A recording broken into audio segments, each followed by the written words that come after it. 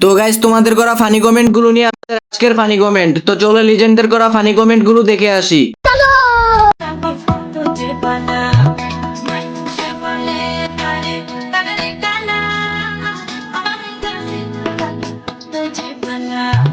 तो चलिए शुरू करते हैं। মিল্ক ফ্যাক্টরি, একটু ধরতে দিবা?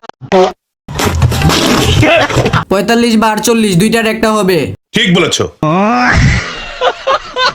বিশ্বাস কর ভাই, ইচ্ছা মতো টিপসে।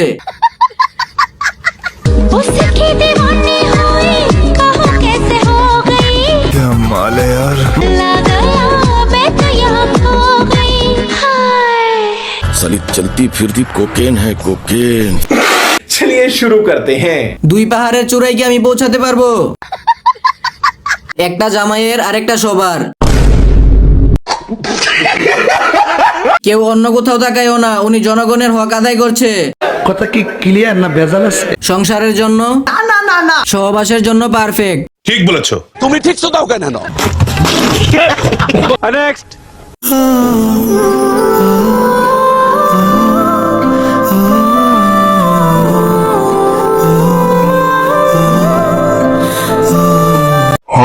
तो चलिए शुरू करते हैं। একটা মেয়েকে মামুন ভাই কিভাবে মারতে পারলো?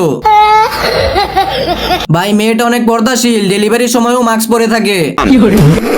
ওর চুল কয়টা যদি মামুন ছিঁড়তো তাহলে আমি বিনা টাকায় মামুনের হয়ে কেস লড়তাম। প্রথমে ভাবলাম মেয়ে, পরে দেখি আসলেই মেয়ে। প্রিন্স মামুনকে অসংখ্য ধন্যবাদ এমন একটা ভালো কাজ করার জন্য। যাদের পায়খানার রাস্তায় সমস্যা, হাঁটতে গেলে কষ্ট হয় কিংবা হাগা আসে না, অথবা পায়খানার রাস্তা দিয়ে রক্ত পড়ে, পেঁপের খোসা নিয়ে এর সাথে গোলমরিচ ও কালো জিরা নিয়ে ভালোভাবে ভেজে বড়ি বানিয়ে রোদে শুকিয়ে প্রতিদিন সকালবেলা বাসি পেটে খাবেন, দেখবেন আপনার আর হাঁটতে কষ্ট হবে না। चलिए शुरू करते हैं। গোলমরিচ না, হোলমরিচ। আমার পায়খানার রাস্তা দিয়ে শুধু গু আসে, এটা কি করা যায় যদি একটা সমাধান দিতেন? বয়সটা শুনে পাতলা পায়খানা হয়ে গেছে। এইসব গিয়ে টিভিতে পোস্ট করবেন, কারণ আমরা টিভি দেখি না।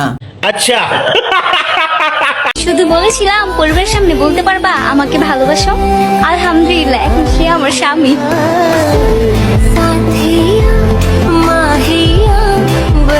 तो चलिए शुरू करते हैं। ছেলেদেরকে বলছি, কি চিরছো জীবনে? ভিডিও পোস্ট না, সিঙ্গেলদের উপর অত্যাচার। আপু লাইটটা অন করেন, পিছনেরটারে দেখা যায় না। আমরা এই দুনিয়াতে আসছি শুধু এআই দিয়ে কাপল ভিডিও বানাতে। আমি আর এই জগতে থাকবো না।